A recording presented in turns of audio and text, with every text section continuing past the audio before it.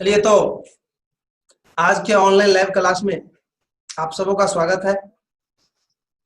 मैं पिछले क्लास अर्थात कल 10th के इकोनॉमिक्स के इकाई 5 का अधिकांश पॉइंट को पढ़ा दिए थे और लास्ट में बचा था एक प्रमुख स्मरणीय तथ्य। आज उसको लिख लीजिए आप लोग, प्रमुख स्मरणीय तथ्य।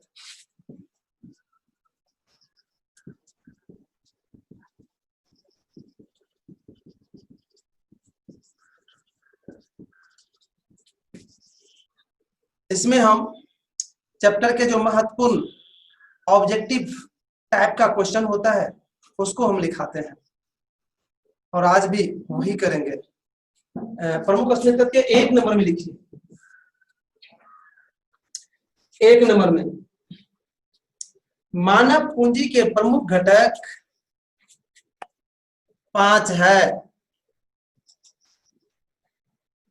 दूसरा नंबर में सेवा क्षेत्र का घरेलू उत्पादन में 55% योगदान है। तीसरा नंबर में रोजगार एवं सेवाएं एक दूसरे का पूरक हैं। चौथा नंबर में बिहार, मध्य प्रदेश, राजस्थान और उड़ीसा को बीमारू राज्य कहा जाता है। 5वां नंबर में भारत को अग्रणीय युवाओं का देश कहा जाता है। इस तरह से प्रमुख स्मरणीय तथ्य जो इस चैप्टर का 5 महत्वपूर्ण था उसको हमने लिखा दिए और आज इसी के साथ इकोनॉमिक्स का 5वां चैप्टर लास्ट हो गया। अब मैं थोड़ा सा एक्सरसाइज पर एक बार नजर डाल लेते हैं कि एक्सरसाइज में जो क्वेश्चन है हमने जो पढ़ाए हैं क्या उससे टैली किया है या नहीं टैली किया है। जो क्वेश्चन उससे टैली नहीं किया होगा उसको मैं अभी तुरंत आपके साथ चर्चा करेंगे और फिर उसको लिखाएंगे। एक बार देख लेते हैं। मैं थोड़ा सा क्वेश्चन को देख रहा हूं, आप लोग भी देखिए। सबसे पहला क्वेश्चन इसका है, आउटसोर्सिंग किसे कहते हैं। शायद इसको आप लोग पढ़ चुके हैं। दूसरा है सूचना प्रौद्योगिकी से जुड़े 5 सेवा क्षेत्र बताइए। ये भी पॉइंट हो गया है। तीसरा है सरकारी सेवा क्षेत्र किसे कहते हैं। चौथा है गैर सरकारी सेवा किसे कहते हैं और 5वां है आधारभूत संरचना किसे कहते हैं। ये भी हो गया है सर। छठा है रोजगार और सेवा में क्या संबंध है और 7वां क्वेश्चन है लघु उत्तरीय का आर्थिक संरचना का क्या महत्व है और 8वां है मंदी का भारत पर क्या असर पड़ा और 9वां है वैश्वीकरण का सेवा क्षेत्र पर क्या प्रभाव पड़ा।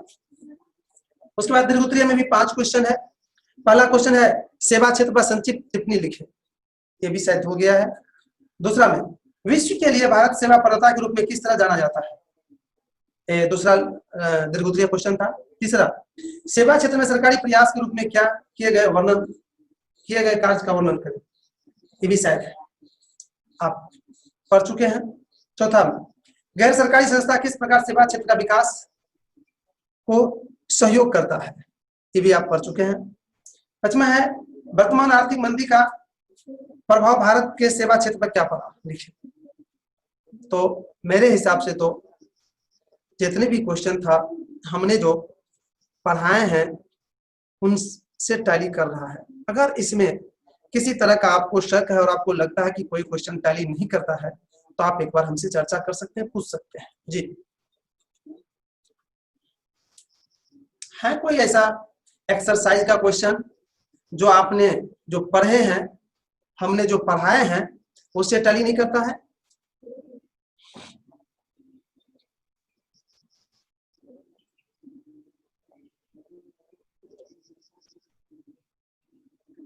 क्या नीरज है कोई ऐसा। नीरज सर सब मिल रहा है। सब मिल रहा है। सर बुक से सब मिल रहा। अच्छी बात है कि जो हमने पढ़ाया है वो टोटल पॉइंट जो एक्सरसाइज का है क्वेश्चन है वो आपसे टैली कर रहा है, तो शायद लगता है कि अब हमको अगले चैप्टर की ओर बढ़ना चाहिए। और मैं आपको बता दूं कि अभी एक प्रॉब्लम है जी जी सर, बताइए। एक प्रॉब्लम। बिल्कुल बिल्कुल सर बिल्कुल। सर जैसे बिहार, मध्य प्रदेश, राजस्थान और उड़ीसा को बीमारू राज्य क्यों कहा जाता है सर, ये नहीं समझे। मैंने बीमारू पढ़ाया हूँ, शायद उस दिन आप नहीं थे, इसलिए एक बार ध्यान से सुन लीजिए। इन राज्यों को बीमारू राज्य इसलिए कहा जाता है क्योंकि यहाँ की आर्थिक स्थिति, विकास की दर काफी धीमी है, काफी पीछे है, क्योंकि यहाँ पर बुनियादी सुविधा जो है वो अपार कमी है उसकी, या उसकी स्थिति अच्छी नहीं है, इसलिए इसको बीमारू राज्य कहा जाता है। अर्थात इसकी विकास की गति जो मंद है, इसका जो विकास नहीं हो रहा है, इसलिए इसको बीमारू शब्द, चूंकि नकारात्मक शब्द है, कमजोर को ही बीमार कहा जाता है। शायद नीरज समझ गए। तो अब हम अगले चैप्टर की ओर बढ़ते हैं, और मैं बता रहा था कि अभी इकोनॉमिक्स ही चलने दीजिए। अगला चैप्टर अर्थात छठा चैप्टर को हम शुरू कर रहे हैं। चलिए तो अब अगले चैप्टर की ओर बढ़ते हैं। अगला चैप्टर का नाम लिख लीजिए।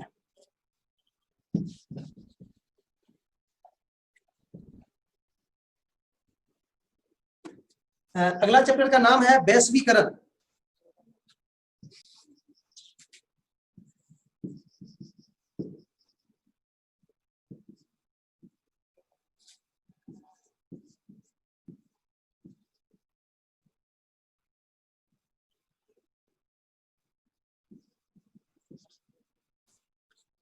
एक बार पेन नीचे रखिए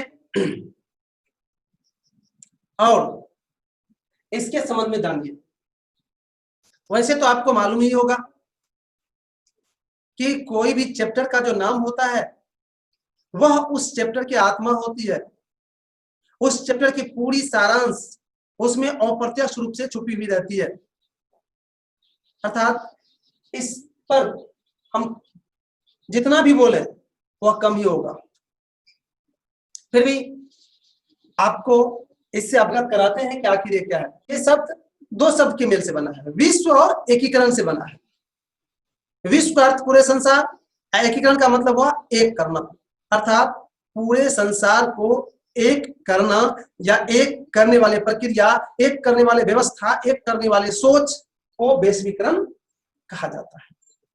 अर्थात इस चैप्टर में हम लोग पढ़ेंगे कि वैश्वीकरण क्या है, वैश्वीकरण से क्या लाभ होता है, वैश्वीकरण कैसे संभव है, वैश्वीकरण से क्या हानि हुई है, वैश्वीकरण से भारत को क्या लाभ हुआ है, वैश्वीकरण से बिहार को क्या लाभ हुआ है, वैश्वीकरण से हमें क्या लाभ हुआ है, हमें क्या हानि हुई है। अर्थात वैश्वीकरण से जुड़े हुए हर एक क्वेश्चन, हर एक मुद्दा को इस चैप्टर में हम लोग अध्ययन करेंगे। एक बार फिर से सुन लीजिए कि वैश्वीकरण वह प्रक्रिया है जिसके द्वारा संपूर्ण विश्व को आपस में जोड़ने का प्रयास किया जाता है। तो शायद आप वैश्वीकरण समझ गए। अब मैं अगले स्टेप की ओर जाऊं। शायद मालूम होगा आप लोग को कि जब हम कोई चैप्टर शुरू करते हैं तो उस चैप्टर में आपको जितना चीज पढ़ना है उसको मैं एक जगह लिखता हूं और उसका नाम रखते हैं इंपॉर्टेंट पॉइंट। अतः इस चैप्टर का भी इंपॉर्टेंट पॉइंट आप लोग लिखना शुरू कीजिए।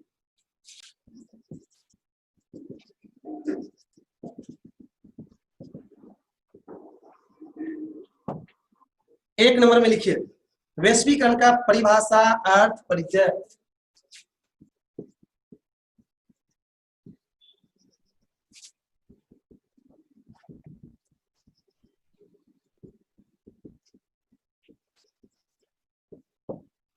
दूसरा नंबर में लिखिए वैश्वीकरण के अंग।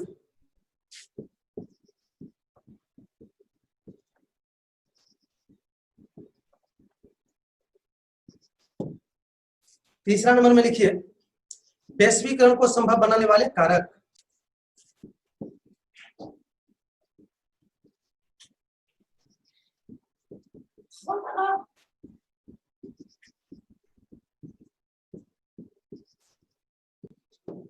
चौथा नंबर में लिखिए मोल।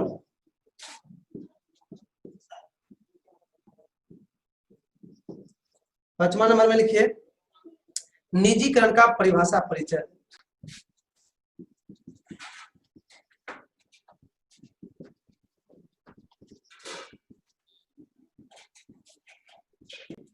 और 6ठा नंबर में लिखिए उदारीकरण का परिभाषा परिचय।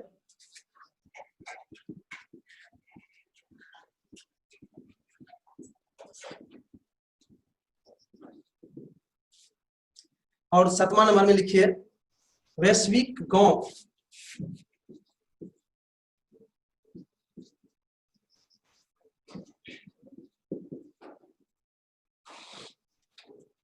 8वां नंबर में लिखिए विश्व व्यापार संगठन WTO का नाम सुनोगे वही।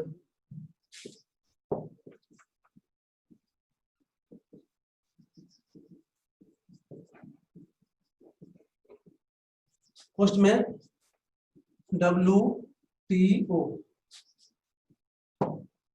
9वां नंबर में लिखिए वैश्वीकरण के पक्ष में तर्क।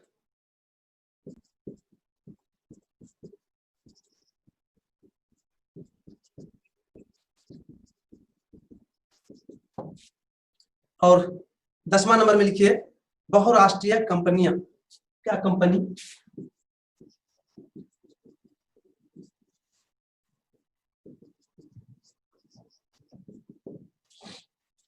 ग्यारह नंबर में लिखिए निवेश।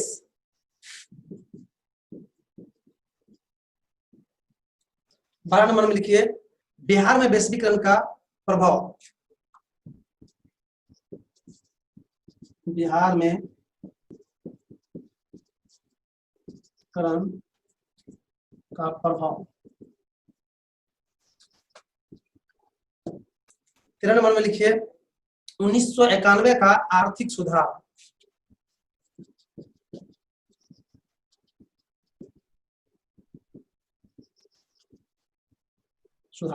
इसी को नई आर्थिक नीति भी कहा जाता है। 14 नंबर में लिखिए नई आर्थिक नीति के उद्देश्य।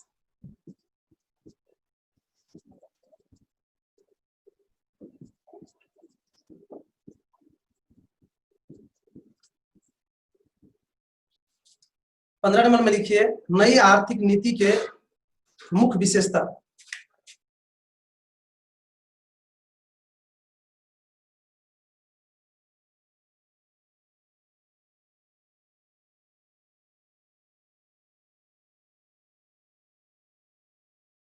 सोलह नंबर में लिखिए वैश्वीकरण का आम आदमी पर प्रभाव।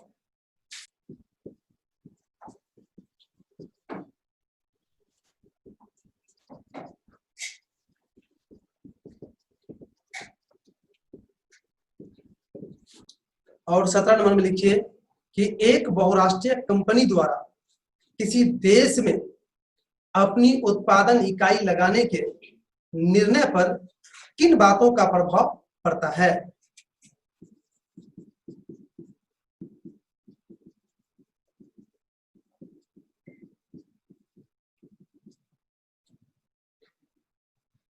और 18 नंबर में वही होगा जो सभी जानते हैं, प्रमुख स्मरणीय तथ्य।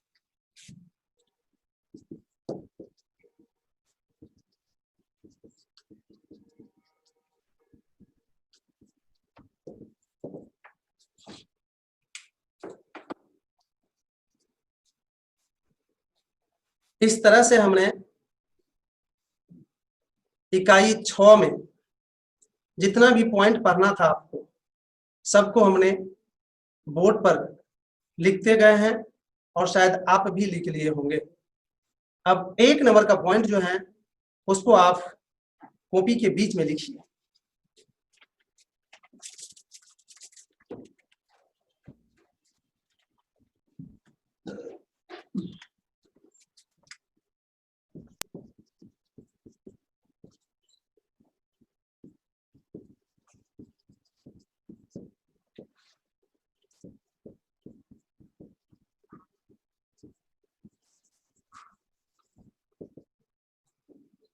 मैंने वैश्वीकरण के संबंध में अभी भी काफी विस्तार पूर्वक बताए थे और बताए थे कि वैश्वीकरण का मतलब है संपूर्ण विश्व को एक करने से, और इस पर मैंने काफी टाइम दे चुके हैं, अतः ज्यादा टाइम को बिताना उचित नहीं है। अतः इसको अब आप लोग नोट कर लीजिए।